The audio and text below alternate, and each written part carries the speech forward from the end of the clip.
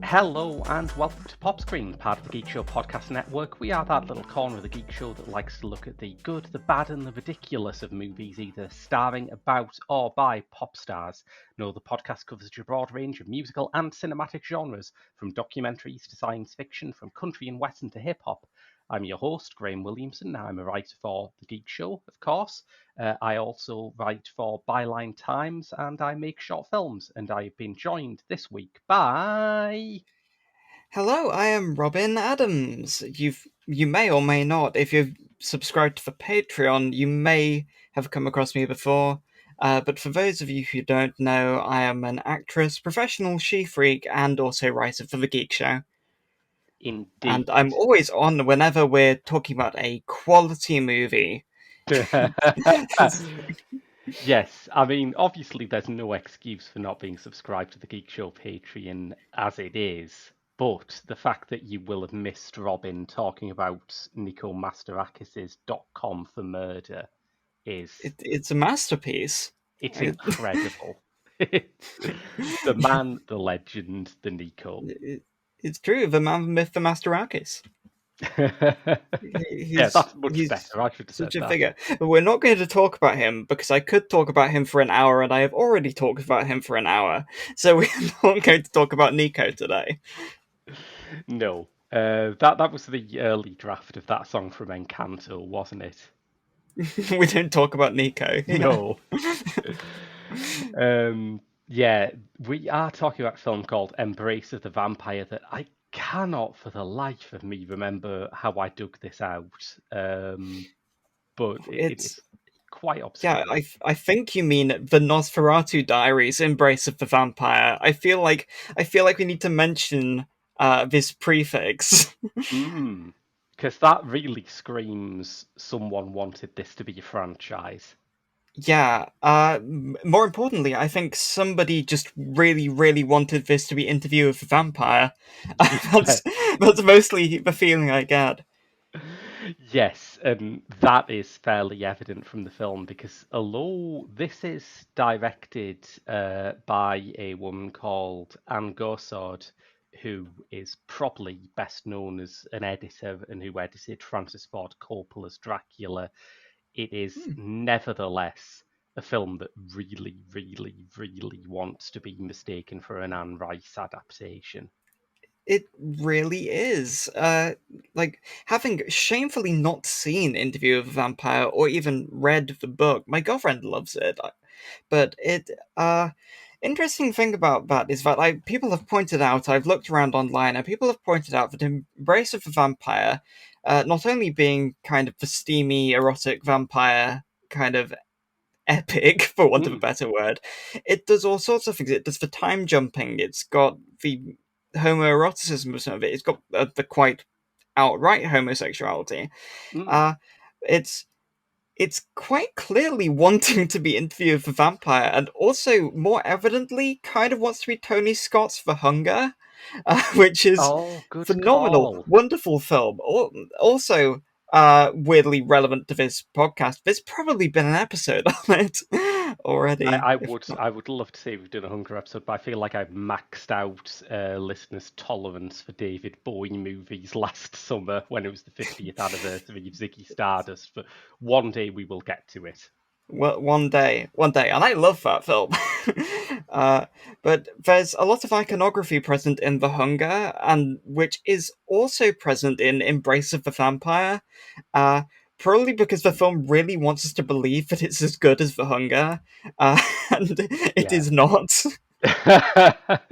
Well, I think actually I'll tell you where I probably heard of it. I'm doing the Kyle on Letterboxd. I'm doing his queer cinema challenge this year, and one of the categories is a lesbian vampire film. So I thought this could be it, and I feel cheated because there are Yeah, lesbians, there are vampires, and never the twain shall meet. yeah, indeed. I was convinced for a second that there were lesbian vampires in it, uh, because we see the lesbian character introduced, Mm. and I mean bisexual character technically, but she's introduced and she instantly starts reading things almost psychically, of our Yes. main character, and I'm thinking, oh, is this hinting that she's a vampire? And the answer is no. This means nothing. This has no Yeah. relevance to anything ever. I know that 90s erotic thrillers were big on their predatory lesbian archetypes, but if you're making a vampire film, the least you can do is have her be literally predatory. It's exactly. No. So this is not many things. I think we've established that it's like a whole. There's a nexus of things that it is not really managing to be. But what is it? What is Embrace of the Vampire? Embrace of the Vampire, it is my extreme misfortune to tell you, is a 1990s erotic vampire thriller starring Martin Kemp from Spandau Ballet. It is indeed. It is indeed. It's the Campire. He doesn't have a name, so I've referred to him as the Campire for all eternity. Uh, I was quite surprised he doesn't have a name. I was like combing the credits, thinking, "Hang on, I've missed something, haven't I? There's got to be a scene where they his call name's him." the Vampire. Even fake Jennifer Tilly Vampire, probably spoilers, but who gives a shit? Even she has a name, and that's not his name. I think since we're going full ahead with the spoilers, we should jump ahead and talk about that Jennifer Tilly cameo because it is absolutely amazing that the nearest thing to a potential lesbian vampire we have in this movie is actually Martin Kemp. It's true. It is true. I was thinking about that because there is an appearance from the obscenely talented and gorgeous Jennifer Tilly, Icon. who is an absolute icon indeed, and appears in about 4 shots of the film. And she's in the opening credits, and I was thinking, oh wow, Jennifer Tilly's in this. Love Jennifer Tilly. She's barely in it, and she turns up and seduces, or rather, almost seduces, but also kind of does seduce the main character's boyfriend. Yeah. Uh, and it is revealed in a shot that she is actually some kind of weird transformation disguise of the Martin Kemp vampire, which is wild and hilarious, and somehow not as strange as when the same thing is done in Phantasm on multiple occasions. Because all I could think of is about the amount of times in the Phantasm films, and I'm not going to ramble about Phantasm because I'm inevitably going to end up talking about it for some Geek Show podcast, probably. Yeah, almost certainly. But there is an extended recurring thing. I've only seen the first 2 Phantasm films so far. Mm. But there's an extended recurring thing where the tall man will become a woman and have sex with one of the main characters, and it is never really questioned. The sort of mechanics of it. Yeah, it's You just don't question it. It's wonderful. There is no questioning it. it's I mean, you say it's wonderful. I thought it was one of the bits in Embrace of the Vampire that I thought had promise, and I was disappointed that they threw it away basically in one scene at the end of the film because we love a gender non-conforming king slash queen. Martin I, Kemp's I adore vampire that. is both an incubus and a succubus. That's something that I hadn't seen before. I wish they'd made more of it. It's so compelling as an idea, but in reality, that's like the only interesting thing about him. Because the thing is, all due respect, Martin Kemp, you don't play a very compelling vampire here. Oh Because man. the thing about this is that it's an erotic vampire thriller.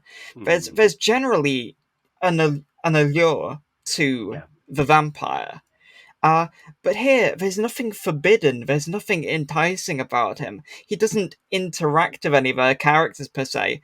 He's just a guy in a tower, and that makes everything more unpleasant, because if it wasn't already slightly creepy, uh, in this erotic thriller, the film goes out of its way to remind us of the fact that our main character, played by Alyssa Milano from Charmed, Yep, is yep. underage.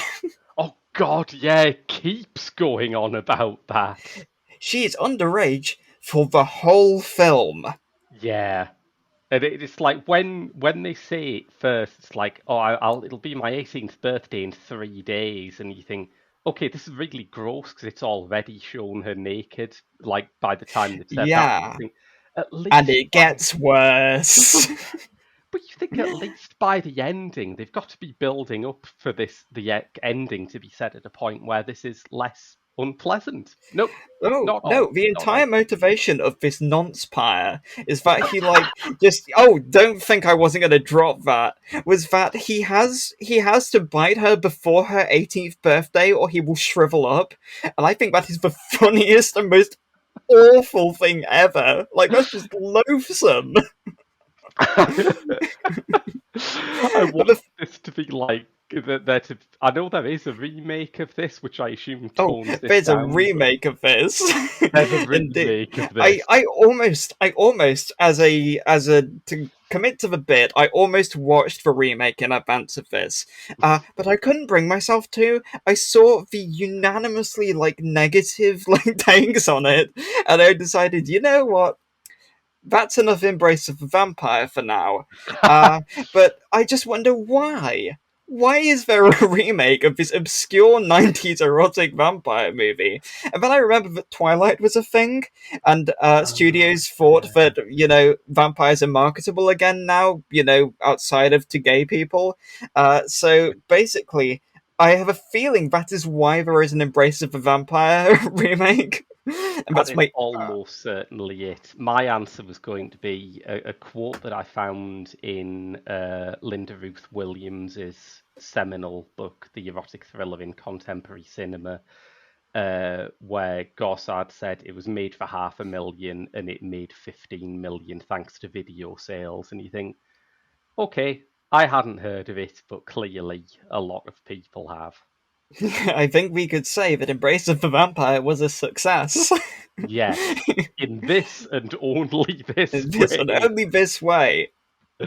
But I wanted a remake of it set just in between the original version and the remake, where you just have this vampire as like one of those pathetic guys who was always on the internet in the mid 2000s with a countdown clock to when Lindsay Lohan turns Yes, that was 18. the vibe it had. That was the Yeah. exact vibe he had.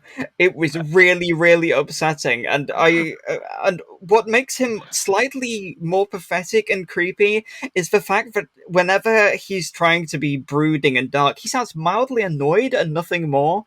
Yeah. It's- Yeah, it's weird because I've never thought that deeply about Martin Kemp or Spandau Ballet. To me, they were just that sort of 80s yuppie pop band who weren't really as good as Duran Duran. But you have to think that he is focused on his strengths since this, because mostly he seems to act now in direct-to-video gangster movies. oh, And that's where it's at now. That's where it's at now on the UK film scene. absolutely, yeah. 5 million Rise of the foot shoulder, foot soldier movies.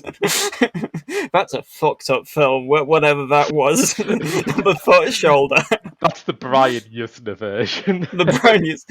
In that case, I would watch. I would be telling all my friends to watch it if Brian used to made it. But I digress. We digress. Yeah, and I'm watching this and I'm thinking, all right, this guy is not a great thespian, but if he sort of walks into a bar and goes, "Oi, this is my manor," it's like I could just about believe that. But Yeah.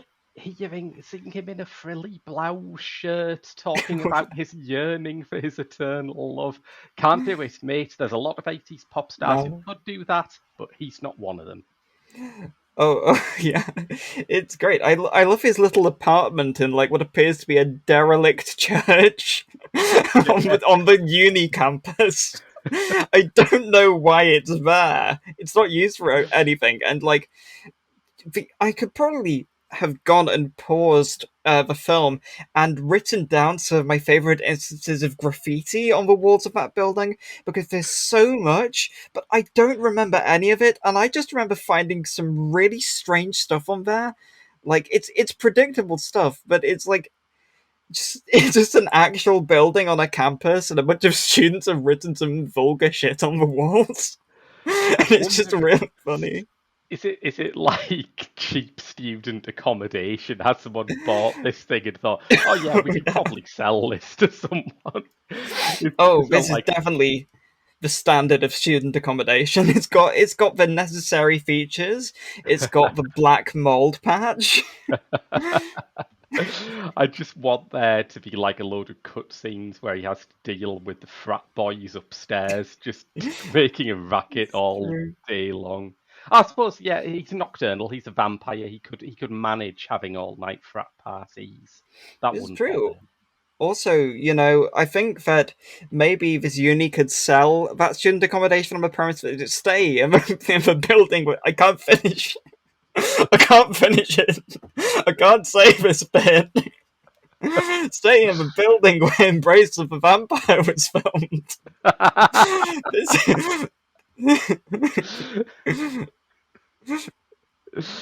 Yeah, well, this, it's a this is the landmark. this is the building where Martin Kemp vampire touched an underage girl. Stay here, folks. Well, Gossard seems to specialise in Alicia Milano nymphette films, as far as I can tell, because like her only other major directorial credit is Poison Ivy 2, which is Oh, yeah. oh, we've got the good stuff here. She went up in the world after She this. did Yeah, go from the world after this. I mean, the first Poison Ivy I cannot separate for my near worship of Drew Barrymore, but yeah, the fact I don't know, it's one of those things looking back where it's a deeply suspicious thing to make a movie about. What if we sort of mashed up Pasolini's theorem with Lolita? What would that be like? It's just occurring to me that this film is just so absurd that I'm not sure we've got into what the concept of it is, other than anything. Because it's quite mythos dense, isn't it? It's quite Yeah, ambitious, considering that you have a vampire, he is looking for a virgin. You think, how convoluted can this stuff possibly be? Oh, it pretty can be. Yeah, convoluted. Yeah, yeah, yeah. I was trying to unpick the mythos of it, I guess, because any monster movie has to have rules about what its creature can and can't do. yeah. Well, Now, this one doesn't exactly have rules so much. Oh, it does, but it makes them up as it goes along. Campfire can shoot lightning from his hands. Yeah, in one scene, right towards the end, as he's becoming really withered, he shoots lightning from his hands and never does it anywhere else in the film. His Kuma lightning powers upset me deeply. it's so weird. Because he seems to be invisible to everyone else until he isn't. It's true. So, That's as good as I can sometimes get. he's like, I was wondering if he was like projecting himself or if he's just appearing in places. I don't know. I Mm. don't know. It's a very questionable mythology, but uh that very. I mean, it's far from the most questionable thing in the film. And also, he seems to be able to influence people in a really, really strange way, and influences Alyssa Milano. I forgot what her character's called. She's called Alyssa Milano. Uh, Oh, get absolutely. Yeah. she gets Charlotte. influenced into kind of I mean, she becomes more liberated as the film goes on because part of the deal is that she's all virginal, haha. But then, so because we're open about it, it's kind of weird. Its sexual politics are complicated as a God, film, and yeah. probably somewhat dodgy, and also very, very contradictory. Yes, it's part of. I mean, maybe my head's just here because I have recently. I mean, at the start of this year, we did a podcast on Crossroads, the Britney Spears movie. I have written something about Britney Spears for Byline Times recently, so you will look back at this era of American popular culture, and one of the things that jumps out at me is that people were just obsessed with virginity. The right were obsessed with Yeah. preserving it, the left were obsessed with mocking it. Everyone just totally fixated on virginity for no apparent reason. And this film is fixated, and what it feels on the concept is uh completely indiscernible. Because we're introduced to Charlotte as someone who's saving herself for marriage, but is living with her boyfriend and like takes fully nude showers in front of him. And you think, I don't know, is this an environment that's conducive towards preserving your virginity? And then we have the bizarre uh antics with her friends slash lovers. Because of course we have the typical bitchy mean girl best friend slash not best friend at all. They hate each other. Why do they talk to each other? Uh, who constantly goes on about how she sleeps with loads of people and is flirting with everyone. I'm thinking, oh no, is this film going to get really slut shamey? And then immediately, that character slut shames another woman, and the film goes Yeah. on for an extended moment about how, people shouldn't be treated like this, and people just are. And then the film goes off and on about what it feels like for the rest of the film, and never really comes to a conclusion. So Yeah. This is very. I was throughout all the scenes with Charlotte's friends. I was just thinking about how old I was when this came out. I'd have been like I think about 12, and I was just about to go into my teens. And I remember that every piece of teen focused media that wasn't Buffy the Vampire Slayer, I just hated it because it was always like this. It was always written by some like middle-aged weirdo whose idea of teen dialogue is, "You haven't had sex yet. Oh, you're such a virgin," and it's just that like, is "Shut up." that's the feeling, and it's extra funny because it's bigging up the whole virgin sacrifice kind of vampire thing. So it Yeah, just feels like basically they're shouting the tropes at the screen, and so whether intentional or not, it's just really funny. yeah, Uh, and completely. this is before getting into the fact that her best friend in the film is played by, and groan please, groan when it comes up, I know this much, is Rachel True. Yes. I had to say it. I had to say it. And Rachel True is great. She was a phenomenon in The Craft.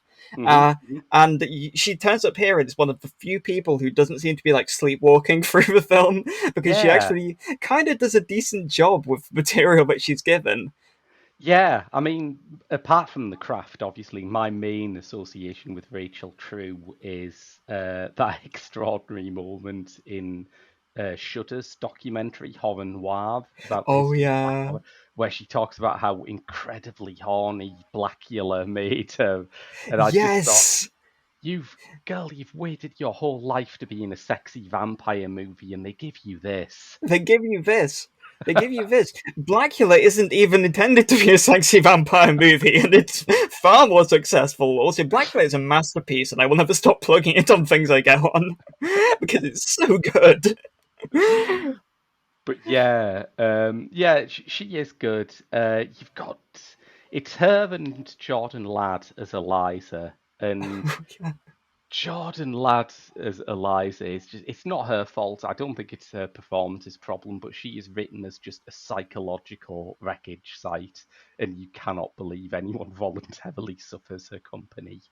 It's true. It's true. She's evil. Like, she is probably the film's biggest villain, Mm. because when she gets more and more increasingly ridiculously scary as the film goes on, and her revenge for seemingly nothing other than Alyssa Milano, like, just becoming comfortable in herself and like in her sexuality, she decides to drug her at a party. Which is like the one bit in this movie that is actually foreshadowed because her awful boyfriend at the start is like going, "What do I have to do? Slip something into your drink?" And everyone Which, laughs oh like yeah, it's the her awful boyfriend. It's like almost every single man in this film is just actually a sexual predator. yes. It's really, really blunt. I'm not exaggerating. It's really disturbing. And it's like what's weird is not just that the men are this awful, but when he says that, all of the women just laugh like it's a beef Yeah, that's commercial not or okay. That's yeah. not okay. Ha! He's going to spike our drink.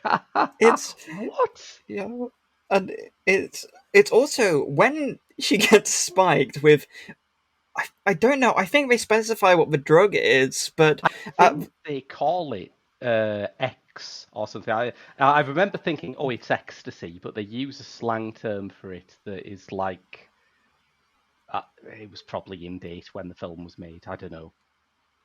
but it's a really weirdly recorded line, because it's mixed really strangely compared to everything else in the film. And what one of the weirdest things is that what immediately follows is an extended new metal orgy scene, which is probably the most baffling sequence in the film, and also its most memorable one. Listeners, when we say a new metal orgy scene, we're not referring to a scene featuring the briefly popular new metal band Orgy. We Oh no, unfortunately mean no, it the other way. we mean this in the most literal sense possible. Uh, Shot at inconsistent frames per second, Yeah, in one of the most strange looking sequences in the film, where I'm not sure how much of it is meant to be literal and how much of it is meant to be a drug trip, yeah, or how much of it is meant to be vampire powers. The film is just not really consistent, but something is happening, yeah. and I totally lost the thread of whether it was supposed to be real or not at this point. the film's plot is very, very inconsistent. At this point, at that exact moment, it becomes completely unclear what the hell the film is doing, and it Yeah, never really recovers that fact. and it's quite impressive because it begins in a way that is not successful, but makes you think that what follows is going to be straightforward. Because I have to wind back to the beginning because I want to ask Oh yeah, Robyn, how hard did you laugh at your first sight of Martin Kemp here? fairly, quite a bit. It's the sort of aesthetic that even in the mid 90s you would think you can only do that ironically. I'm sorry, that's not. I love his Charlie Band like late 90s bedroom as he's introduced, kind of Uh, brooding over like some book that's been stained with like tea bags yeah, and burned at the edges.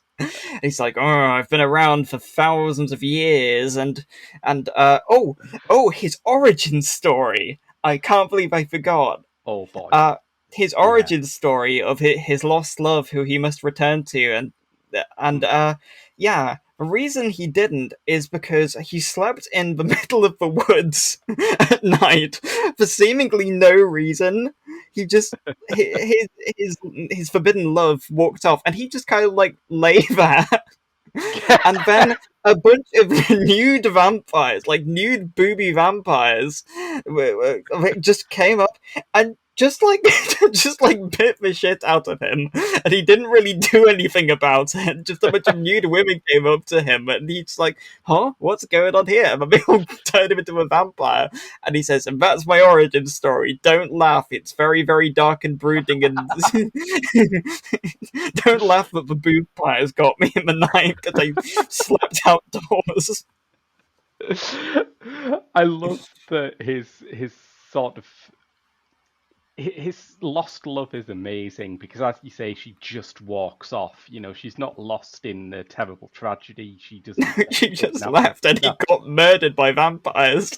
but by vampires who were very blatantly just like penthouse pets or something. It's like Yes. I don't ask for strict historical accuracy in the flashback sequence to a Martin Kemp erotic vampire movie. Lord knows I've been caught out that way before.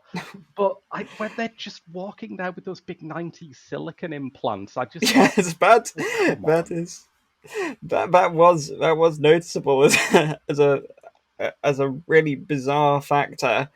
It's To be honest, I think he's lucky that he became a vampire. He believes he's got this tortured existence. Most likely, if you slept out there in like medieval England, you'd have been torn apart by wolves. So, like, quite frankly, I think he's got the better option. Oh, absolutely. Yeah. The other weird thing about the Lost Love Strand is that it is the absolute golden opportunity to do what, again, Gorsard will know works because she's seen Francis Ford Coppola do it in his Dracula. It is Indeed, the and ideal opportunity yeah, to do, yeah, a double role. Give it's true. Alicia Milano a double role, obviously, and yet she doesn't. She has someone completely different cast as the Lost Love. Yeah, who appears once again in a whole two shots of the film and is never seen again and looks vaguely like Alyssa Milano.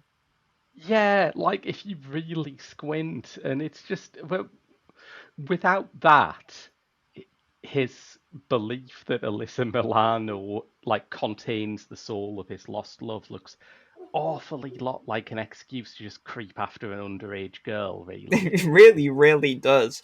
In fact, this film really wants to sell you on the fact that this is an erotic, sensual thriller. Uh, Yeah, and in one of the main scenes where the vampire creeps into her room at night and it's meant to be some kind of strange awakening, he quite literally and bluntly just molests her. And yeah. it's really quite shockingly nasty. And I'm like, wait, what the hell are you doing, movie? It's extraordinary because like the whole reason why vampires are associated with sexuality is because of the subtext, you know, because it allows you to you look at a film like Dracula's Daughter, which is a treatment of lesbianism in the 1930s that could obviously never have got past Hollywood censors if it was actually about lesbians. And it's like you can just have him bite her and we'll register it as sexual subtext. You don't what it Nah, nah. He's a nah. pedophile. That's...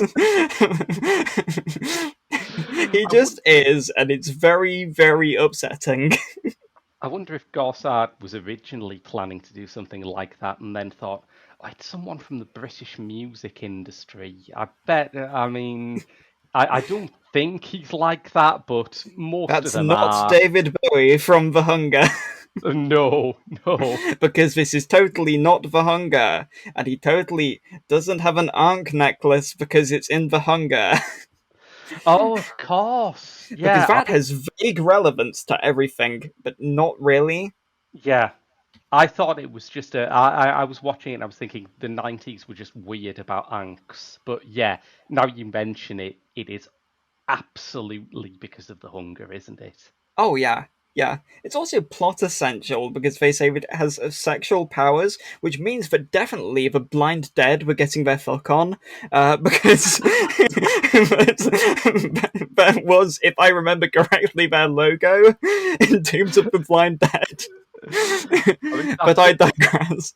that's a horrifying idea, but still more of a turn on than this Oh, film. yeah, absolutely. it's it's all very, very dubious, and Mm. also weirdly, I don't know how it's connected, because in The Hunger, the thing is, she was alive in ancient Egypt. That is why Yeah. she has it. That is why it is her symbol. She Yes. was an ancient Egyptian princess, if I remember correctly. It's been like 2 years since I watched it. Uh, Here, it's not really clear why vampires are associated with this, except for The Hunger did it. Yeah, completely. And I mean, vampires like werewolves and zombies are just a sort of snowball of different cultural traditions. You Oh, roll it down the definitely. hill and it gathers a load of other stuff that it has on. But yeah, the Yank is really weird. And like I say, all I could think of when I saw it was just the 90s had a thing for anks. I guess it came in through the kind of uh, Afrocentric hip hop in the early 90s, but it got to a point where, why am I saying this? When I was Say 10 years old, I bought the cassette single of Ace of Base's hit The Sign. Uh, Once again, I was 10, and the cover revealed that the sign that they are singing about is in fact an ankh. So to me, it is just inextricably early 90s. It's you one of were those. brought to this film. This film called you like a Martin Kemp pyre from a shitty student house. For It was all decades. foretold. Yes, I have been. This has been my destiny. Oh You've been God, this camped. is. You've It's been been. camped. How has this been my destiny? It doesn't make me feel good to think that that might be the case. You know, whenever you, if it's this is two films so far you've got me on for where some nightmarish revelation has come about in some bizarre, very low tier thriller we have we have come across. Yeah, I think maybe that's why it made 15 million. It's like it's not a good film, but it forces you to realize things Oh about yeah, yourself.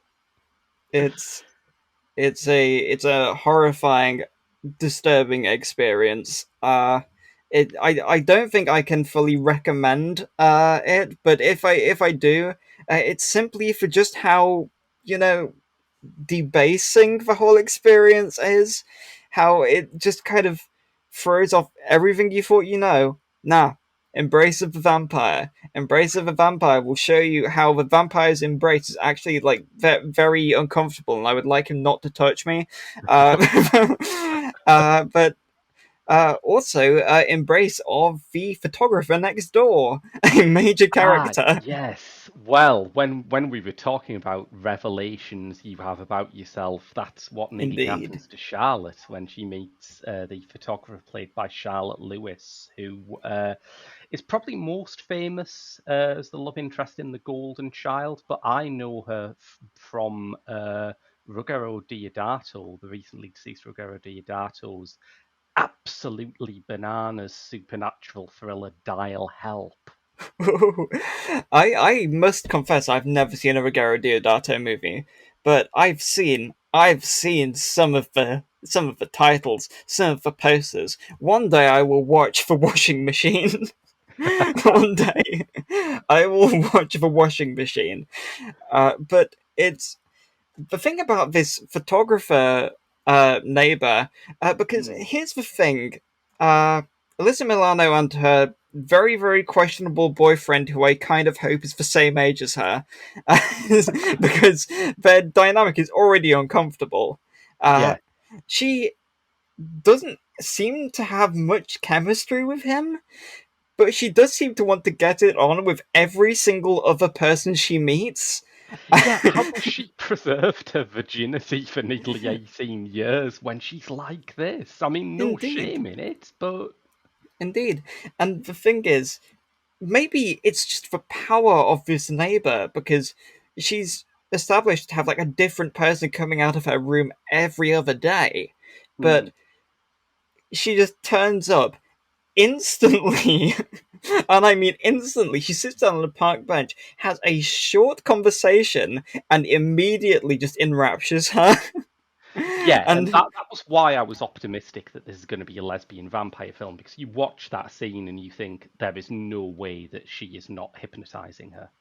indeed, and she does, as previously mentioned, keep saying things which surely only someone with supernatural powers could know. No, because Alyssa Milano says, surely I'm not that readable, but she is. Apparently she is. And what follows is another uncomfortable scene by the fact that it is constantly mentioned that she is underage, is the nude photo shoot. Where I'm just thinking, you're gonna get done for that shit. You're gonna Yeah, get on a register. That's child porn. presumably, like these photos are going to be exhibited as part of her graduation show or something. It's like, Just like, no, you can't do that. That's not. no, That's super illegal and wrong. yeah. Where is any kind of campus security at any point in this Just film? non Empire ate them. Yeah. Probably I mean, sent them to. Oh, Rachel True's relevance of this. I feel like I need to bring up the net room.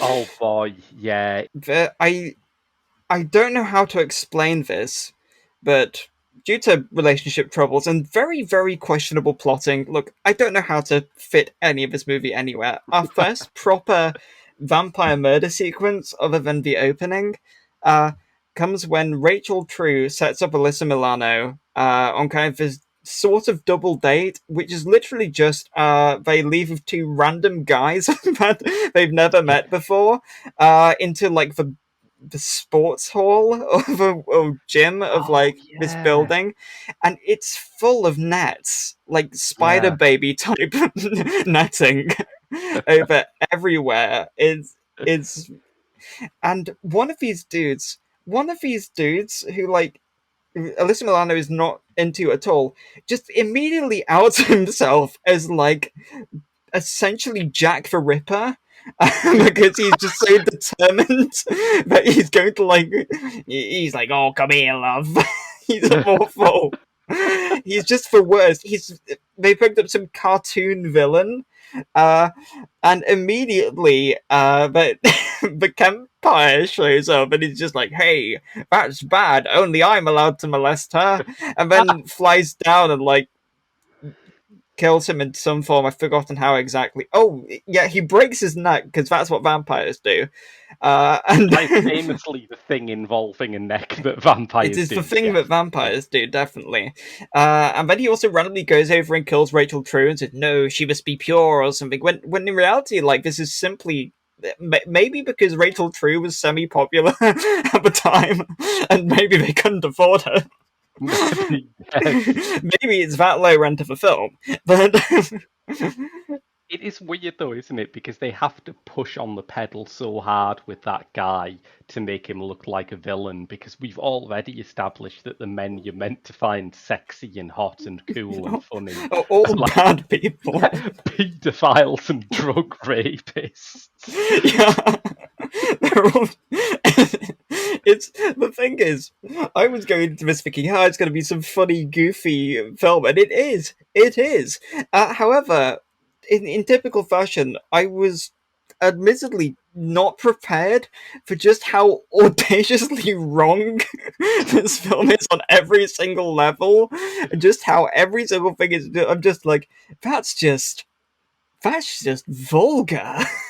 This is just obscene. I have felt for a long time, as someone who grew up in the 90s, that there's that thing Steve Albini said, which I always go back to, which is like edgelordy Gen X dudes like me deserve a lot more criticism for how this world has gone. And I think we are long overdue the 90s to be regarded as being a bit like the 70s are now, where there's just something ineffably a bit seedy and wrong about the whole Oh decade. yeah. And if you want me to elaborate on that point, I'm not going to. Just watch Embrace of the Vampire. It's all Just there. Embrace of the Vampire sums it all up. Case The closed. a movie directed by a woman should not have this dodgy gender politics.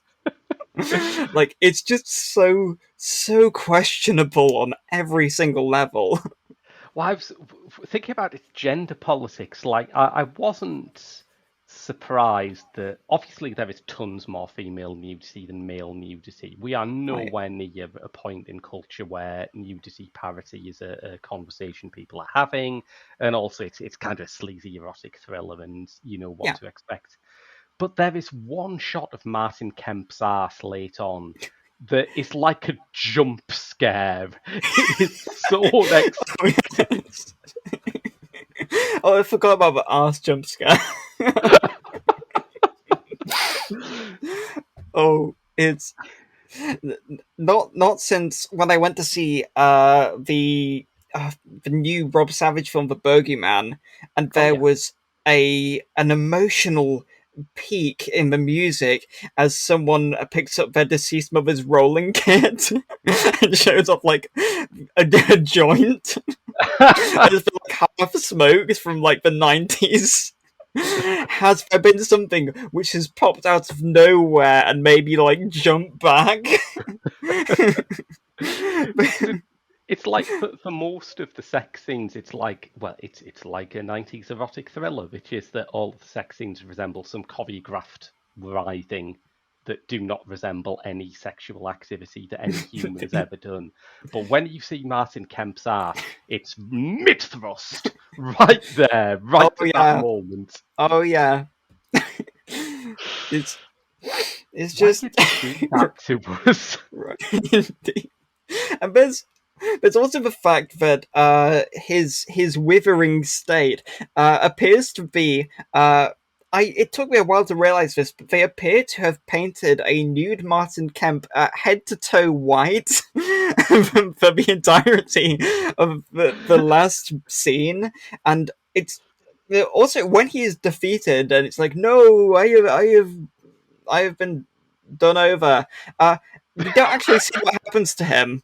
We don't actually see. He fucking disappears. He's gone forever. He's like, oh no, I didn't get to do any noncery. Now I will disappear. I will walk off. I will walk off.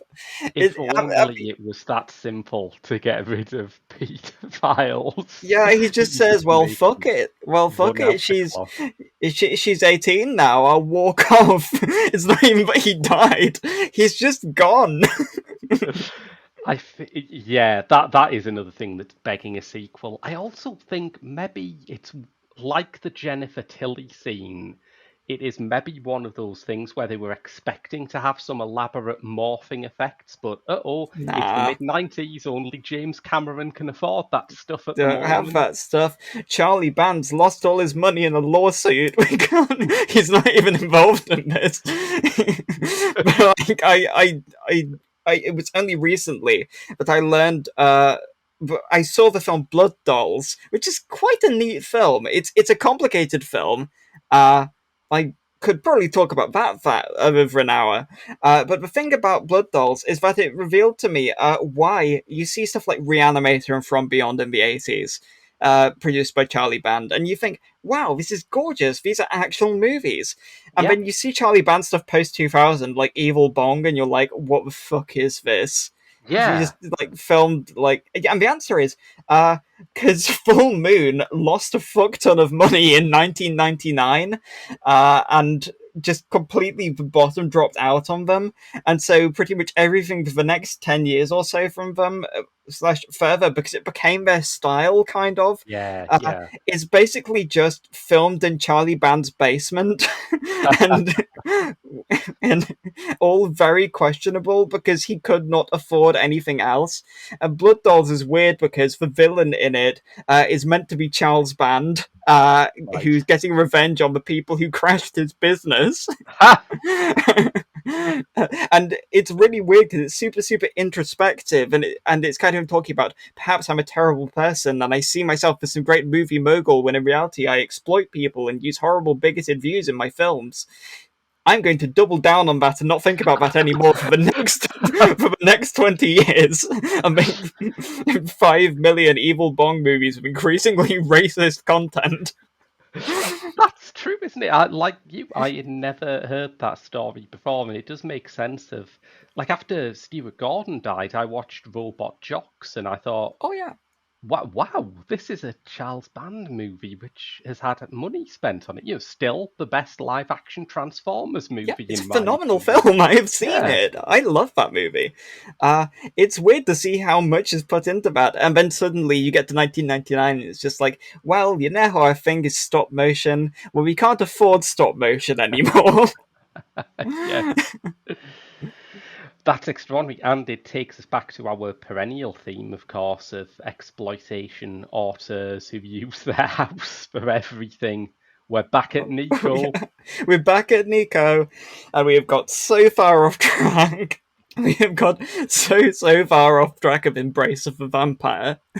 I feel like there's very little more we can say There about is Embrace of the very, very Vampire. little more we can say about Embrace of the Vampire. It's it's weirdly complicated, and also beyond it, it's kind of remarkable, and it's also kind of completely unremarkable at the same time. It's Yeah, it's such a peculiar film. It isn't quite the oddity that like .com for Murder is, where every single detail is just baffling because it's kind of part and parcel of kind of that era of filmmaking. When it yeah. comes to Embrace of a Vampire, like sure, it's weird and baffling, but it kind of is in ways which a lot of stuff was then. Yeah, that's a fair point. It is very tied to its era. I remember thinking, particularly when it gets into this whole idea of the Kempire being like a sort of dream figure who materializes to her. I kept thinking, if this was done in the 1970s, it would be directed by John Rollin, and it would be Oh, pretty awesome. definitely. It would be But pretty awesome if Jean Roland made it. yeah, Uh, unfortunately, it was made in the mid 90s, and here we are. Here we are, and Martin Kemp plays a completely unconvincing vampire who's just like, oh no, stop. Guys, you're really freaking me out by not being my vampire victim. He's needy, isn't he? That's what you Yeah. don't want in your unstoppable undead predator. Just a general sort of pissiness like that. He turns up and he's kind of really predatory and he's like properly nasty and then he turns up and he says, okay, but you don't consent, so I'm gonna come back in 2 days. And I'm just like, huh? I mean fair, but huh? Yeah, it's if it. I suppose this is why the rules are so uh, incoherent up front, why it tells you so little of them at the start of the film. Because if they'd said, "Oh, this vampire is going to prey on an underage girl unless she says no, or unless he loses and he spends more than 3 days doing this, then he'll disappear." You think, "Oh, right." There's Yeah. quite a lot of outs in this situation, really, aren't there? It's true, and I think if people said the concept like that, but some studio producer would have said, "Wait, what?" Yeah. Like even the 90s, they'd have just said, we're not making this. All due respect, we are not making this film." It's yes. Yeah, but then you'd have thought they'd have said, "Well, you're not making this" when they saw the script as well, so maybe it's a Probably, notch. probably. But the Uh, Nosferatu diaries have obviously going to be a big thing. They're going to be the next big thing, like subspecies. We keep going back to Charlie Band. I know he's my nemesis, but he's banned from the conversation. I'm not going to talk about him anymore Charlie until Band. until we inevitably end up doing a Charlie Band movie at There's some got point. to be one of them, right, that has a pop star in. It'll be a pretty low rent pop star if Oh, it's 3D definitely. one, but there's got to be some like aging country and western star or SoundCloud rapper Well, that who's being said, the Dungeon Master was made as a vehicle for a band. I forgot what they're called. And they're featured in a really funny way. But okay. I uh, don't know this one. we may have to talk about the Dungeon Master in future because it is a strange, strange film. I'm yes, the Dungeon Master, 1984 film by Charlie Band. Originally, Rage War: The Challenges of Excalibur. Oh Yes, yes, okay. indeed, It's Wasp. it's Wasp. Yes. Oh, Oh and the way man. they feature made me gut laugh. So we could dedicate an entire episode to that. And I fear we will. I mean, we are far too close to the episode on the dirt for me to go back into hair metal hell. But I feel now you've said it, you've manifested it, as they say these days. It's true. It's true. We were talking about Embrace of the Vampire.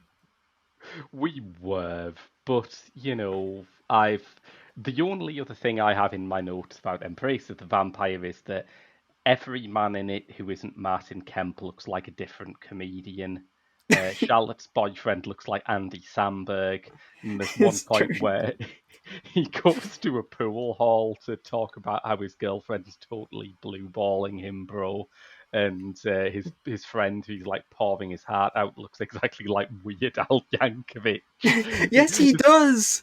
He does. I'd forgotten, but he looks like Weird Al. Yes. Is there a whole community of them there? If you went to these guys' frats, would there be like a Chris Farley and a John Belushi around there as well? I wouldn't put it past there being John Belushi at a frat. It wouldn't be the first time, but Yeah, him. them. But there's. It just reminds me of the fact that a film which is never going to come up on here, which I watched called Satan's Blade, uh, a weird regional slasher film from 1984. Uh, there's a guy all the way throughout it. He looks weirdly like performance artist and comedian Nathan Fielder. Like exactly like him, and it's really, really strange, particularly when he wears like a winter coat kind of jacket thing, and he does an extended bit about one.